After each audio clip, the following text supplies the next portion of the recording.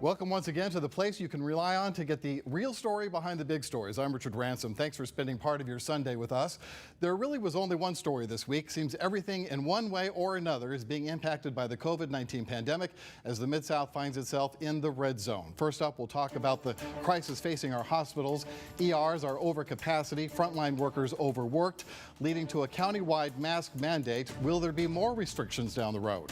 Then there's the impact on our schools, an already sour relationship between Shelby County and state government, now arguably at its lowest point ever. Threats of legal actions, special sessions, and even the pulling of federal funding from the state. And finally, where is all this going? We know the only way this crisis disappears is to get more people vaccinated. But is enough being done by our leaders to make that happen? And with elections getting closer, what are the political ramifications of this health crisis? We'll get to all that in a moment, but first I want to introduce my panel. Right to my right there is Otis, Sanford, Local 24 political analyst. Jane Roberts is a reporter for the Commercial Appeal, covering all things COVID. And Reverend Ken Whalum with the New Olivet Worship Center is with us too. And thanks to all of you for being here. I'm going to start with you, Reverend, because I'm going to go deep here with a deep question right off the top. But I think it's a good question for a man of the cloth. What do you say to people who are struggling with the fact that our hospitals are in such a dire state right now that you really will possibly have a situation where someone who might be in a car crash won't get the help they need because someone made a decision not to get vaccinated is taking up a necessary bed? I see real potential for conflict there, and it's difficult, frankly, to have compassion for someone who's sick with COVID at this point because it was avoidable. Well, that's the challenge of living a life of faith, isn't it? To really hold fast to your beliefs and to still have compassion and love for people who don't believe the same thing. I think I said to you earlier off camera that we are living through an epoch in time, an era, a period of time that none of us has ever experienced. It's an existential issue, and all of us have to deal with ultimately what the bottom line is, and that is we are face to face with our own mortality, and we have to decide whether we are ready to die. And there's really no other way to say it. And with that as the umbrella, I think that all of us should really give some serious thought to just that. What place do my beliefs have in the real lives of others? They are very difficult issues, very difficult questions. And I just hope and pray that I can at least be an example for people to say, wait a minute, he's a preacher, but he believes in the science. Wait a minute, he's going to do everything he can do to keep from getting sick and to keep from infecting other people. And yet he still preaches about a God who heals all. So, I mean, again, Richard, I'm sorry if my answer wasn't quite clear, but that's just the way it is. No, I love the answer.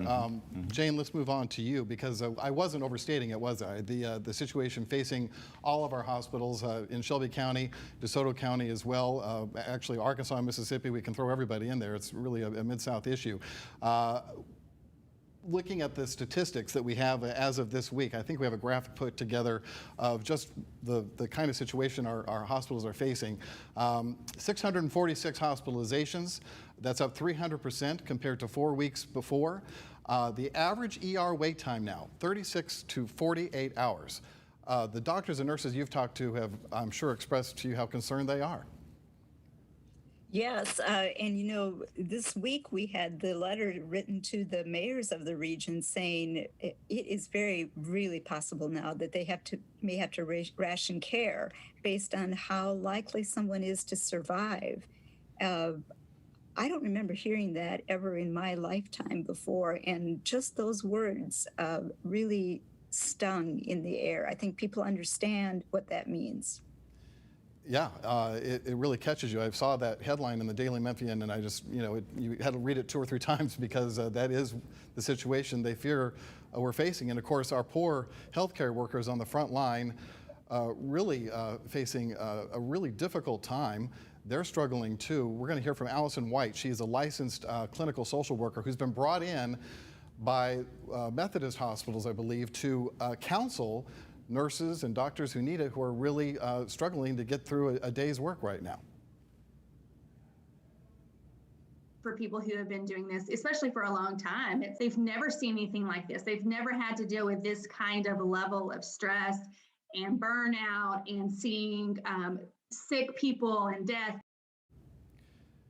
So, we're just emphasizing the point over and over again, Otis, but the bottom line is, when you have stress counselors being brought in, and the fact that DeSoto County has requested a field hospital. There's 2 field hospitals up and running down in Jackson because there aren't enough beds. Right. It's really, as I said before, hard to overstate the situation. Oh, it really is, and I really feel for that nurse who was speaking there, because the problem here, Richard, is a lot of medical workers go through stress, but this has been going on now for over a year and a half. And that is what is really causing the really stressful conditions that's going on here.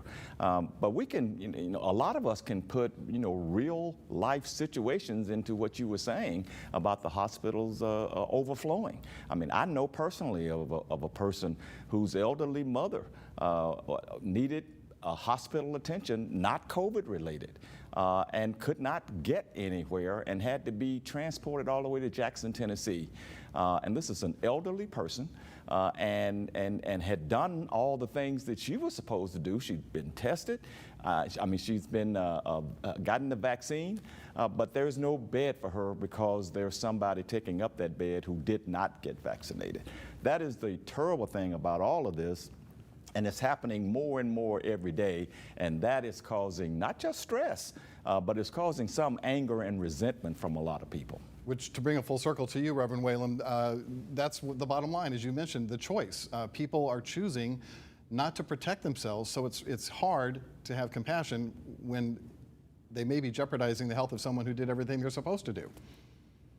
Well, and again, that is an existential issue that here is the point in time where those of us who have faith in God or in whatever the supreme being you have faith in, is that faith being tested? Yes, it is. And what is a result of that?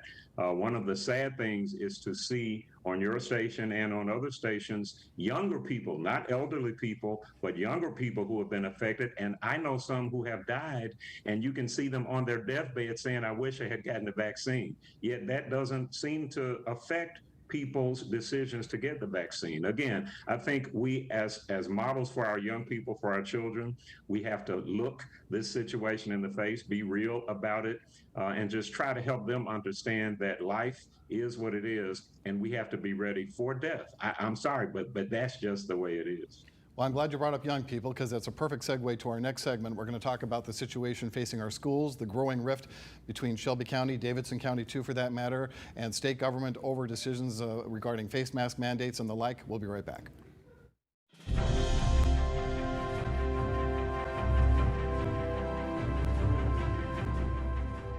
After an injury, you may be thinking, we'll all just pass. But that pain can last for a lifetime, and a lifetime is a long time. Taking a piece of your health forever is a very big deal. Don't wait. Your time to bring a case is limited. All law firms are not the same. Prepare your taste buds. Kit Kat Duos Mint and Dark Chocolate. Kit Kat Duos Mocha and Chocolate. Have a break. Have a Kit Kat. Over 300,000 Mid-Southerners don't know where their next meal is coming from. But on Friday, August 27th, the Mid-South Food Bank will be feeding 5,000 people in one day with our Hunger No More Citywide Feeding Day, presented by United Healthcare. If you're a Tennessee resident and need a food assistance, come to the Mid-South Coliseum parking lot between the hours of 9 a.m. and 3:30 p.m. for access to food, cleaning supplies, and other household products. For more information on eligibility for assistance, log on to midsouthfoodbank.org. It was so cold. We're gonna get through this together. What if that fear never goes away? It's a cryonuclear bomb. We need to get everyone out of here. I have to destroy the bomb. This whole place could explode. It'll explode if I do nothing. Supergirl. New episodes return Tuesday at 9/8 Central, only on the CW. This is GMA3, what you need to know. GMA3. A third hour of Good Morning America in the afternoon. It's all about you. Lunchtime on ABC.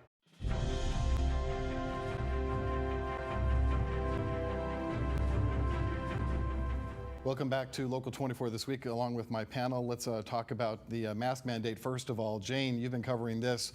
And first of all, you're with the Daily Memphian, not the Commercial Appeal. I need to get that corrected, and my apologies for that. The mask mandate is kind of confusing right now. You and I have talked about this. It's not really as strong as it was in the past. You have yet you have the governor issuing an executive order saying you don't have to adhere to that mask mandate if you don't want to, and people can opt out. And then people wondering, well, now that it applies to not just schools, but every indoor facility in Shelby County, anyway, public indoor facility, shouldn't it be even stronger? Is it time to maybe institute some sort of capacity restrictions from restaurants especially, and maybe shut them down or restrict their hours like they had to do previously? What's the talk? What are you hearing? Well, Michelle Taylor said yesterday that nothing was off the table, but they were not looking at any further restrictions yet. I think she is hoping that strict adherence to the mask mandate could make a difference in a week to 10 days in the cases and give the hospitals time to catch up. But really, the mask mandate as it exists right now is nothing like it was before. If you work in a private office, you do not have to mask. In restaurants, you mask only until you get to your table. And in churches, you don't have to mask. I mean, the churches will be allowed to make that decision. School children do not have to if their parents send a note. So I think there really is quite a permeable mask mandate. Not quite a mandate, maybe necessarily. You brought up the schools being able to not, kids not having to wear masks if they have a note. Let's show the stats that you were able to compile, or your fellow reporter was able to put together for the Memphian on how the different suburban districts, what the numbers they're showing in terms of how many kids have decided to opt out. Germantown was the highest, 15%, then Arlington, down to Collierville, Lakeland, Bartlett, then Millington, just 1.5%. Otis, read in between the lines there. Why do you think it varies so much? And I'm actually thinking those numbers are kind of lower than what I would have expected. I don't know. Yeah, they are a little lower than I expected too. And I think when you look at Germantown especially, and Collierville and Arlington, I think that's where you get into a little bit more of the politicalness of all of this related to who they're listening to and what political party they belong to. But it's still pretty low. I think, Richard, that people are seeing people die. They are seeing people that they know who didn't get vaccinated, and they are winding up in the hospital on ventilators. If they watch any television, they see it all the time in other parts of especially the South. And I think that they are coming to some realization here that, I can be recalcitrant about this only so far, and I need to make sure that we get the vaccine and protect ourselves. I just don't understand why our political leadership, especially in Nashville, are not doing more to help us out here, because we're on our own here in Shelby County trying to get this done. Well, let's talk about Governor Lee, since you kind of brought that up. He issued that executive order. Shelby County was quick to say, well, thanks, but no thanks. We're going to do what we want, including Dr. Joris Ray, the superintendent of Shelby County Schools. And there may be some legal tussle going on there. We hear that the Shelby County Commission is considering legal action. The SCS lawyers are looking at this. And I'm curious, Reverend Whalum, based on members of your congregation, I'm sure you have folks who are deciding not to mask for whatever reason, and what are you hearing as the more common reason for not taking part in this mandate and wanting to opt out? We do have a very few olives who choose not to vaccinate and choose not to mask, and I don't go deeply into their rationale except to set an example myself. It is interesting to me that the schools are there's so much variety with regard to the positions that parents are taking. We're going to talk about this, I assume, the assistant principal at, I think, Germantown, who's suspended with pay or something for comparing the vaccine mandate with Hitler or Nazism. It's just interesting to me, the variety of opinions. But again, we have a minority, a very small number of olives who are choosing not to get vaccinated. And I just try to tell them that they have a right to that. But the sooner we get vaccinated and knock this pandemic down, the sooner we can get back to church without any restrictions. Reverend Whalum is talking about Assistant Principal Jana Matikovitz and the history teacher over there, Tony Benzing, who posted on Facebook. Well, she started it by saying, what's the difference between vaccine papers and a yellow star? 82 years. Again, assistant principal at Houston High. And the history teacher had a lengthy posting as well to that, basically broadening the scope of the point she was trying to make, saying if you look at suggesting the other programs we're seeing that the U.S. government is implementing in relationship to the COVID crisis that we're in, he likened it to Nazi Germany. Otis, this one took me by surprise. Well, I mean, it's sad, Richard. It's sad when we have people who are educators who are trying to make an analogy between doing things and showing that you're doing things to keep everybody safe, and a time in history when people were branded a certain way and then killed as a result of it. It is one of the most shameful displays of action around that I know of. And for anybody to say that it's not anti-Semitic, you're not looking at the real issue here. This is a shameful display. They should be ashamed. They should apologize for it and do more to help us be safer than trying to make some kind of ridiculous comparison like this. Yeah, we talked to a rabbi who said, vaccines are about giving life, and everything related to the Holocaust was obviously the opposite of that. So then you have also, in light of all this going on, we're going to continue to have football games, apparently. People able to sit right next to each other as they watch their high school football teams compete, although there have been some forfeitures already. Some Shelby County schools have, I believe Southwind and Wooddale have forfeited their games because they just didn't want to go to the stadium where they thought there was issues with COVID.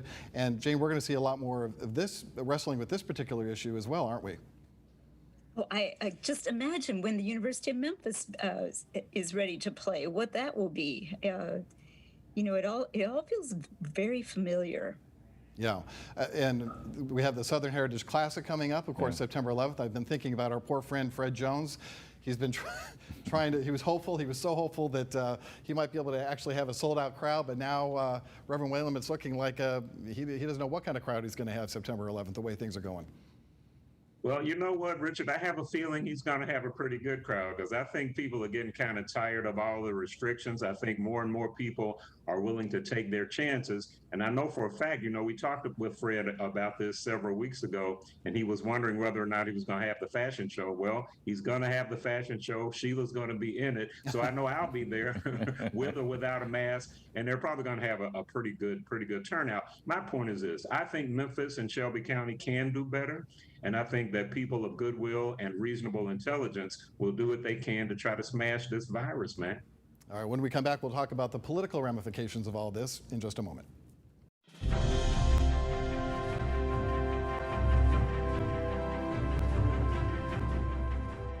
Need cash? TitleMax offers 2 ways to get it. Get cash using your car title. Go to TitleMax.com, enter the car year, make, model. See how much you can get. TitleMax also offers an unsecured loan. No title required. Check out TitleMax.com when you need more cash. Check out TitleMax.com and shop us for rates. Get up to $2,500 without a car title, or up to $6,500 using your car title. And you'll say, I got my title back with TitleMax. Get your title back with TitleMax. I was behind on some bills. I was receiving harassing phone calls from creditors. So I decided to call Mr. McElroy. And I came to see him, and Mr. McElroy helped me get my life back on track. And I thank Mr. McElroy for helping me do that. I just love the staff. They're excellent. They treat you with kindness. You don't feel bad about coming to see Mr. McElroy. Our attorneys and all of our staff understand that bad things can happen to good people. I still think I could sell the car myself.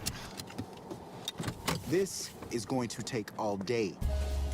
And I have big plans. Brunch, bubble bath. At WeBuyAnyCar.com, selling your vehicle is always fast and fair. And a nice pedicure. All done. Don't trade in or sell by yourself. Go to WeBuyAnyCar.com now for a free online valuation. Get in, get out, get paid.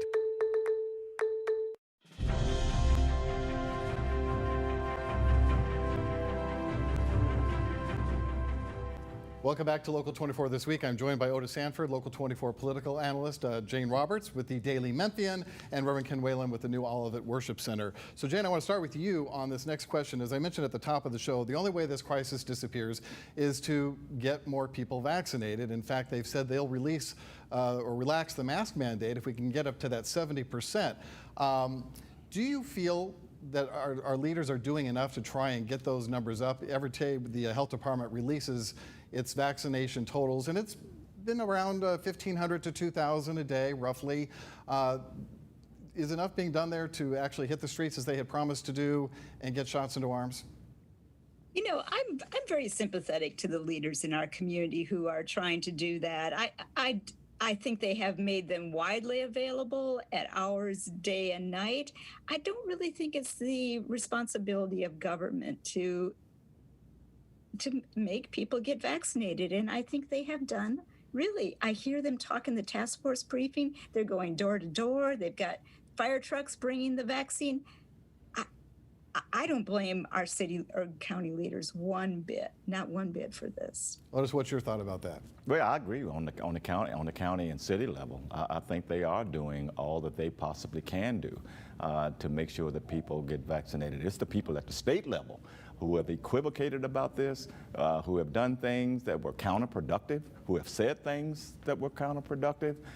That's why I place the blame, because they are not helping us at all. But I agree with Jane on the local level of city and county officials and leaders and the health department are doing all they can do.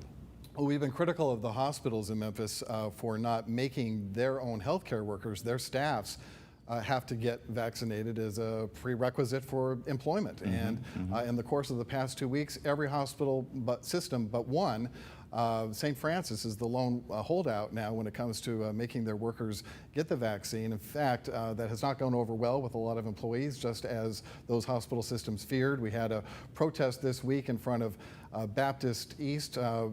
They're on Walnut Grove this week. Nurses and other workers for Baptist not happy about the fact that they're being told to get the vaccine. One nurse we spoke to said if a patient has the choice about whether to get the vaccine or not, I should have that same choice. Reverend Whalum, let me let you weigh in on that kind of response, because that was pretty typical of what we heard. Well, this is America. We do have freedoms, but a corporation is not a government. And I think that corporations should be able to run the way the CEOs and boards of directors think they should. And public health and the health of their employees, I think, is a predominant concern that should override those particular personal freedoms. I have no problem with the hospital saying, look, if you're going to work here, you have to get vaccinated or you have to get tested every day. If you don't like that, go work somewhere else. There are other health systems. I know I'm going to get some emails, but there are other hospitals, there are other health systems that will let you work. But for our health system, our hospital, you have to get vaccinated or get tested daily if you want this job. Let's talk about the political ramifications of all this. Otis, you and I were talking earlier about Governor Lee. You know, we've been critical of him in the past on the show for some of the things he's done. And deservedly so. But we have forgotten that he is getting a lot of pressure from his right. Political commentators and other politicians, Lieutenant Governor Randy McNally and Cameron Sexton, the House Speaker, both calling for a special session. So far, the governor's been able to avoid that.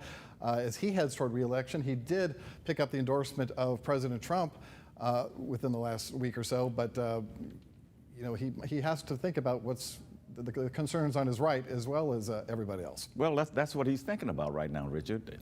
are the concerns on his right. He loves the fact that he got the former president's endorsement, so he's doing everything he can to stay in good graces with that group. Cameron Sexton and Randy McNally are all doing the same thing. This is going to be next year's an election year for the governor. He wants to hold on to that power, and everything that he's doing seems to be politically motivated and not related to public health at all here. Let's talk about the county mayor's race. We know that Lee Harris is probably going to run for re-election, and Worth Morgan, the city councilman, has already declared that he is going to run too, and for the Republican nomination. And Mark Billingsley, the county commissioner, has not declared but is widely expected to run. Jane, you want to weigh in on how you think the county mayor the prospects are for the county mayor right now, given some of the debacle we had with the vaccine earlier on in this crisis? You know, I don't think people have forgotten that. And I think that registered deeply enough that they made a note to remember that. And I think you see Lee Harris doing everything he can to be out in front of the people now and leading events and interviewing at Le Bonheur. I'm going to remember. Yeah, I've only got a minute left. Reverend, we're going to throw up some other faces here. Commissioners Van Turner, Reginald Milton, and Tammy Sawyer. All three of them have been fairly vocal in this crisis, especially here in the last several weeks. Any of those names particularly stand out who's impressed you or not impressed you in terms of their response? No, nobody's impressed me because everybody's giving these answers that sound like pandering to me, sound like they're catering to a particular crowd. I tell you, Richard, I'll be looking for candidates whose priority has been our children and our public education. But no, and the answer to your question is neither of them has impressed me that way. Okay, and with that, we are out of time. We'll take a quick break. We'll be right back.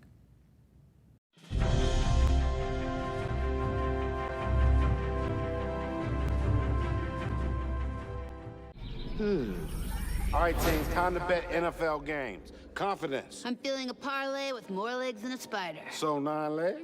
Roll the dice, baby. Indecision? We pick one home favorite.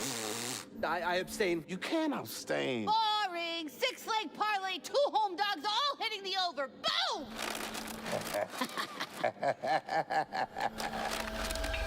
Download the DraftKings Sportsbook app and feel the NFL action like never before. What should we do? I'm going to CashNetUSA.com. I can apply in minutes, and if approved, we can have the money as soon as the same business day. Go to CashNetUSA.com to apply for the money you need. Hurt in your car, truck wreck? Not all law firms are the same. Call 683-7000 and see the NST difference. I'm Corey B. Trotz. Meteorologist Chelsea Chandler with the Mid-South Certified Most Accurate Forecast. You have questions, Local 24 News finds the truth. From internet rumors to political pandering. When you see a claim you want investigated, email Verify. Get the facts with Verify, only on Local 24 News. I hope you're not afraid of causing some trouble. I love it. Those poor girls to steal other men. She's a storm. Category 4 Hurricane Demi. And everyone is sweating. I will light this place on fire. Bachelor in Paradise, new Monday and Tuesday on ABC. We love to hear from you. Get your feedback on the program. The email address is rransom@localmemphis.com, rransom@localmemphis.com. My thanks to my panel, Otis, Sanford, Jane Roberts, and Reverend Ken Whalum for being here, and thanks to you at home as well. We'll see you next week for Local 24 This Week.